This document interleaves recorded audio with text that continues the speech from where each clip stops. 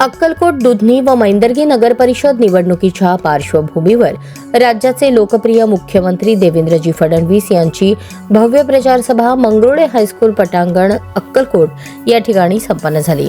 या जाहीर प्रचार सभेच्या माध्यमातून फडणवीस साहेबांनी गेल्या काही वर्षात अक्कलकोट तालुक्यात रस्ते, पाणी पुरवठा, शिक्षण, आरोग्य, रोजगार आणि नागरिकांच्या सोयी सुविधा या महत्त्वाच्या विषयांवर भाजप महायुती सरकारने केलेल्या कामांचा उल्लेख केला। तसेच तिन्ही शहरांच्या विकासासाठी आगामी काळात निधीची कोणतीही कमतरता भासू देणार नाही अशी स्पष्ट आणि ठाम ग्वाही त्यांनी उपस्थित नागरिकांना दिली।